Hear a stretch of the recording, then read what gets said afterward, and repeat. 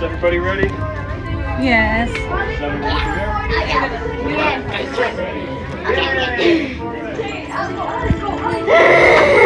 What do we do with our book bags? Oh well. Is this gonna move? Yes. No, this is not gonna move. Attention, exit Oh, the okay. flight training area now. Ask a uniformed crew member for directions to the green team, less intense training area. Wyatt. Attention. We'll activate the flight cameras when we reach altitude. You will also extend the wings for landing. Fuel rating 3.4 million gallons. Exterior is good to go.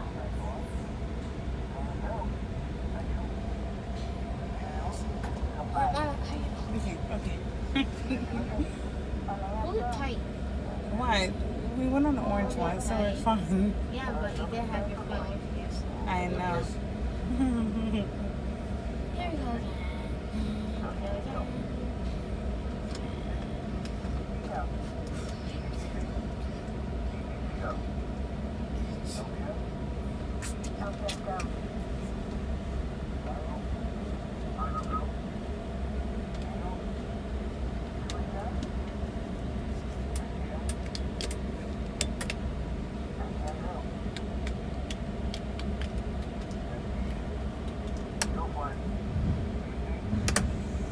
Good luck, team. All of us here at Mission Control wish you a safe journey around the planet. Mission Control, this is the fire team. Give us the go, no-go for launch. Surgeon, network, you are go for launch. We have main engine start.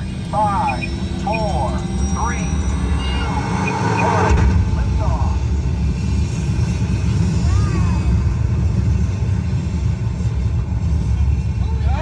Mission Control, the tower is clear. They're all yours. Mission Control to X2. You are go at throttle up. Pilot, initiate first stage separation. Now.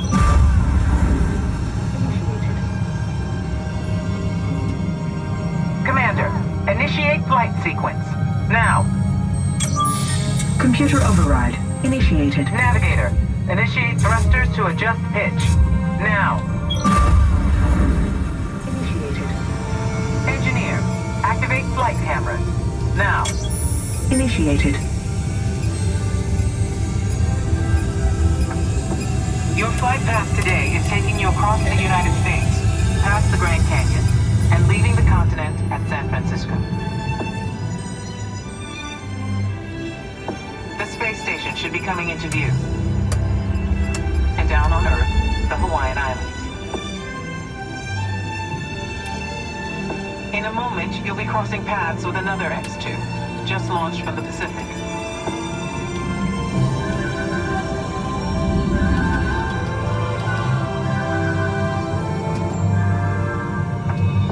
Up ahead, you should see Japan, the land of the rising sun. As you cross into China, you'll pass Beijing, the Great Wall, and we've got reports of a storm brewing over the Gobi Desert. Passing over the Himalayas, you should have a gorgeous night view of India.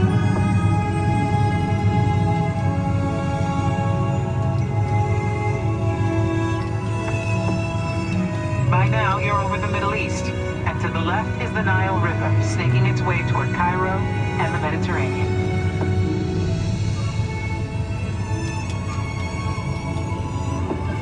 You should be seeing Greece and Italy. And up ahead, Paris, the city of light. Tonight, there's a spectacular northern light show on your horizon. We're getting reports of a strong storm cell directly in the landing pad. Okay, listen up, team. Change of plans. It's going to be a challenging approach, and we'll need all of you working together. Pilot, initiate landing sequence. Now. Computer override initiated. Navigator, initiate descent. Now. Rocket fired. Engineer, extend wings for gliding. Now. Wings extended.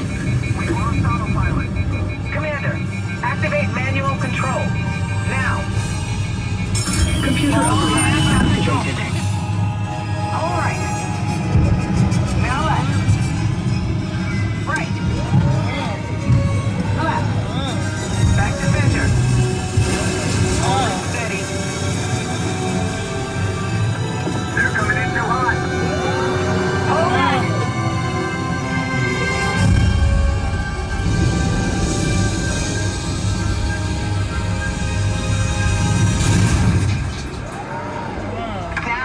Clear.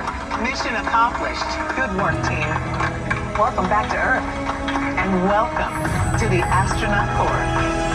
Okay, heads back and release the restraints. Now push the restraints up. Before you exit your capsule, please remember to gather your personal items and remove any X2 boosters. Thanks, and see you next mission. No way. Oh, This way. This way. This way.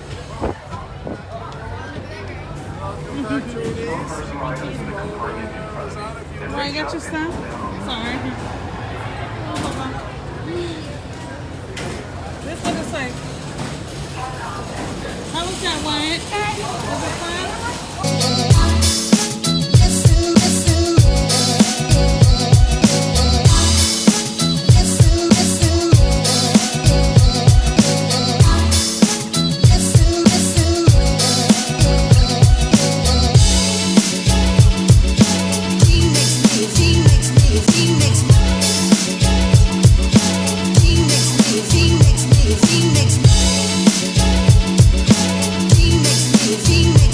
He makes me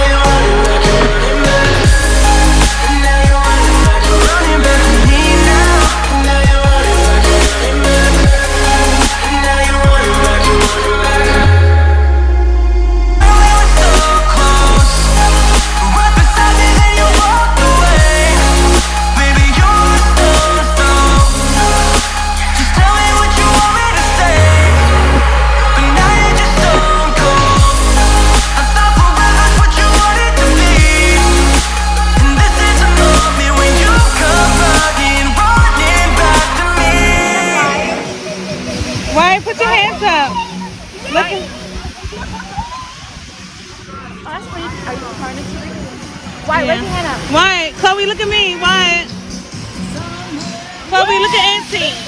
Chloe. Don't wet me, little girl. No, go back high. No, go high.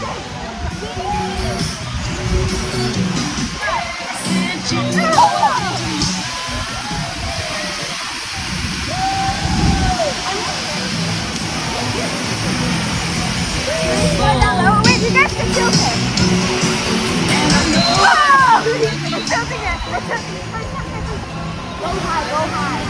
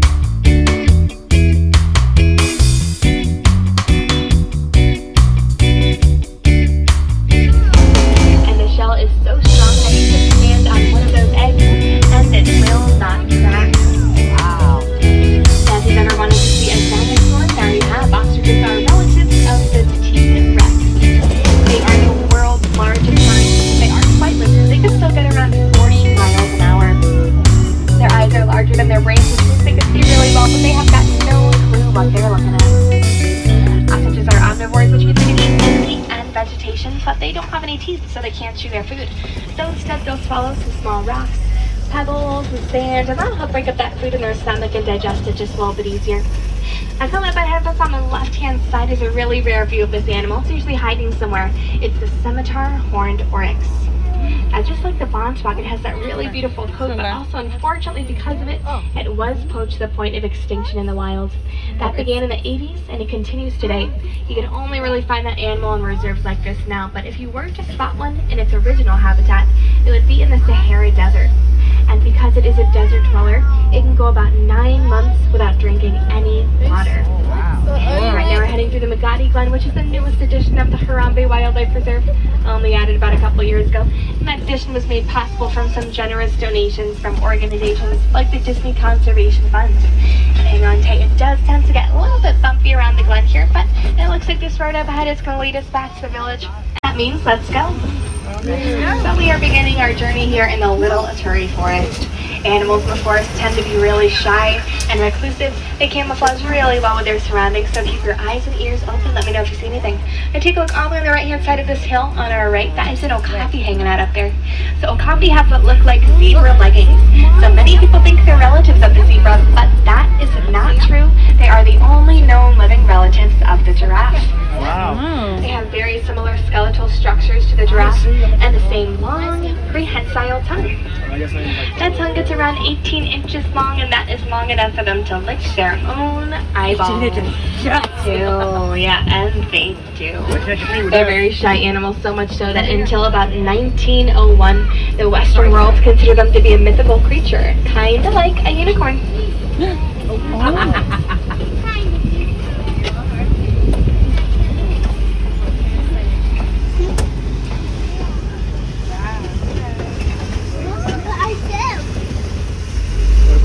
Tires all over. We ain't got a jack big enough to change it.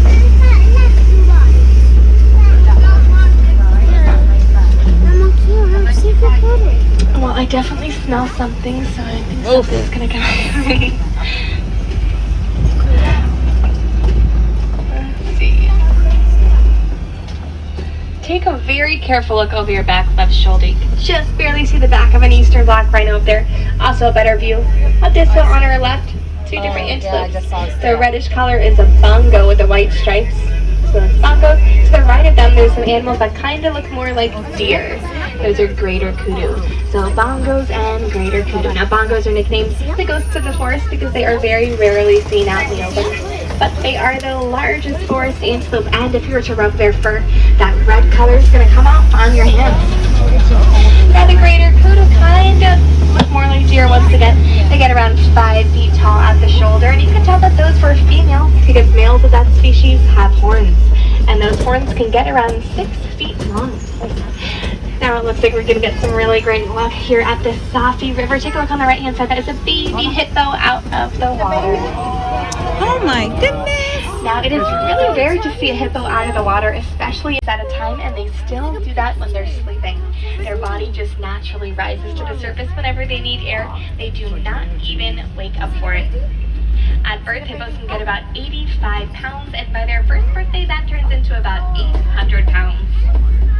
Also on the left-hand side, those really large birds hanging out in the water here are pink-backed pelicans. They get that name because their backs turn pink during mating season, and that is their actual backs that change colors, not their feathers. They are very social animals. You can find them in groups of around 500 pairs at one time. A group of pelicans is called a pod, and a group of hippos is called a bloat. Bloat of hippos. Looks like we're going to have to cross over a really old bridge at the head. We should be fine, but under that bridge, I think I see some Nile crocodiles, so remember to remain seated. Oh my goodness. Black rhino. They're also much more social, usually found in groups just like that, and a group of rhinos is called a crash. They're called crash because they can get around 35 miles an hour, but they can only see about 10 feet straight ahead of them, so you can do the math on that. You also might notice they're not really white in color, as their name would suggest. They get that name white rhino from the Afrikaans word fight, which means wide, referring to their wide nose and mouth region. So one day somebody heard fight, they thought it was white, and we have been calling them that name ever since. This one's gonna be a little bit hard to spot. Take a look over your back left shoulder. You'll see that kind of wooden hut back there. If you take a look to the right of that hut, there's a cheetah lying down under a tree. See it? The cheetahs get around 65 miles an hour. They get to that speed in only 3 seconds, and they can maintain that speed for about a minute. They have those black markings underneath their eyes, which helps them reduce the glare from the sun, so it helps them to go out to do the hunting. The male will stay behind and protect his pride, and that mane on the male lion's head will get up to about 40 pounds all by itself. Another couple white rhinos on the right-hand side too, yeah. So during the daytime, we could see just about as well as lions can, but at night, their vision is 6 times better than ours. And looks like there's a lion that's up there too. A couple of them actually. Was he sleeping? And they're hanging out in this Kobe, spelled K-O-P-J-E. Kobe is this large rock formation, so lions like to hang out around here because it gives them a really great view of the savannah and some shade in the nooks and crannies of the rocks throughout the day. It also gives them some protection against the rain because they are cats after all. They don't really like to get wet. About 100 years ago, there were about 200,000 lions in the world. 25 years ago, when that first Lion King movie came out, that number dropped all the way down to 40,000, and now there's only about 20,000 left. So to put that number in perspective, that is especially true at night. At night, a lot of the more predatory animals will come out to do their hunting. So these animals around here in different species will stick together. They'll take turns keeping watch, and they'll even learn each other's warning signals so they could notify each other when there is trouble around. Now over here on the right-hand side, these really large cattle with the really big horns are Ankoli or Watusi cattle. So you can call them either one of those names, but they get that name Watusi because the Watusi tribe is the first tribe that domesticated them centuries ago. Those horns can get around 6 feet from one tip all the way to the other, but they're mostly hollow, pretty light. They contain lots of blood vessels that pumps blood up to those horns. That cools down that blood, and that will cool down the rest of their body, kind of like a natural AC system. The Eastern African people of Maasai believe that those cattle are a form of wealth, so they'll buy a bunch of them, let them roam free throughout the village, because they of course want everyone to know how wealthy they are. But at night, they'll keep them in these thorny pens called manadas, which keeps them safe from predators and safe from wandering too far away. Look, one, look at the turn. Now take a look on the right of the cave, back behind it. There are some dog-looking animals back there. Those are painted dogs. So painted dogs, they get that name from the splotches of color on their coat. They're members of the canine family, so they're relatives of foxes, wolves, and our domestic dogs at home. They are obviously really cute, but they're one of Africa's most dangerous predators. They have a 90% success rate in all of their hunts because they chase down their prey until they literally drop from the point of exhaustion. So they never give up on whatever they're chasing. Now in the back corner on the left, those dark brown antelopes with their horns facing backwards are sable antelopes. They're really interesting because they're one of the only antelope species that will choose fight instead of flight. So they will go toe-to-toe with a lion, and they usually win those fights. Also coming up ahead of us on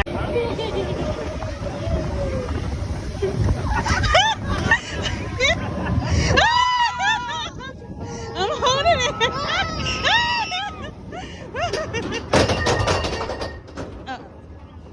Oh. Okay. That was scary. I hope it doesn't go backwards.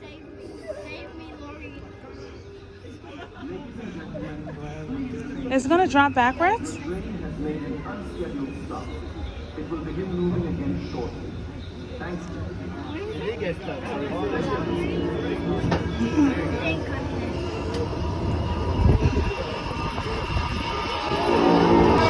Wyatt, how you feel? Hey, Chloe. Oh my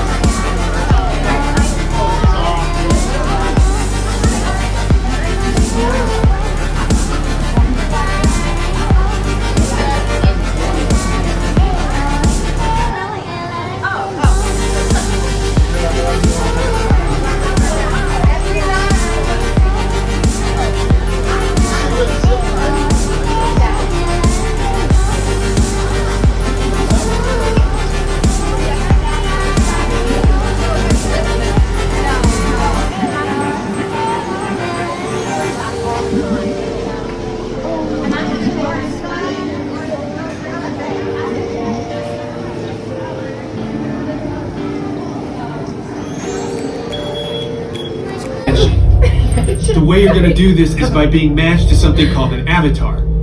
And I'm here to help you guys get ready.